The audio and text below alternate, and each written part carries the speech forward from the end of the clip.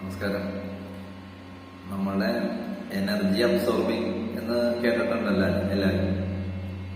അപ്പൊ അത് സത്യത്തില് നമ്മള് മൊബൈൽ ഉപയോഗിക്കുമ്പോഴും സിനിമകൾ കാണുമ്പോഴും ഇപ്പൊ തിയേറ്ററിൽ പോയി കാണുന്നതാണ് ഉദ്ദേശിച്ചത്. ഇപ്പൊ മൊബൈലിൽ പോയി കാണുന്നതായിക്കോളും ആയാലും തിയേറ്ററിൽ കണ്ടാലും ഇപ്പൊ TV ഷോ ആയിട്ട് കണ്ടാലും നമ്മള് എനർജി അബ്സോർബ് ചെയ്യണത് നേരിട്ട് മാത്രമല്ല, അതൊന്ന് എല്ലാവരും അറിഞ്ഞു വെക്കുക.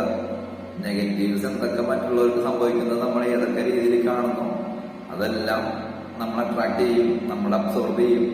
അപ്പൊ നമ്മളുടെ ഫ്യൂച്ചർ പിന്നെ അതിനനുസരിച്ചായിരിക്കും, നമ്മളുടെ എനർജി അതിനനുസരിച്ചായിരിക്കും പിന്നെ പോകുന്നത്.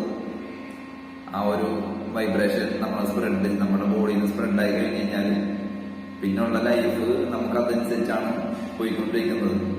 അപ്പൊ എല്ലാവരും എന്ത് കാണുമ്പോഴും ശ്രദ്ധിക്കുക. Mobile videos, movies, TV shows എല്ലാം ശ്രദ്ധിച്ച് വാച്ച് ചെയ്യാം. നെഗറ്റീവ്സും പോസിറ്റീവ്സും എല്ലാം മിക്സ്ഡ് ആണ്. എന്നാലും ഞാൻ ഇതൊന്ന് അറിഞ്ഞിരിക്കാൻ വേണ്ടി ഒന്ന് ഷെയർ ചെയ്തെന്ന് മാത്രം. Thank you so much.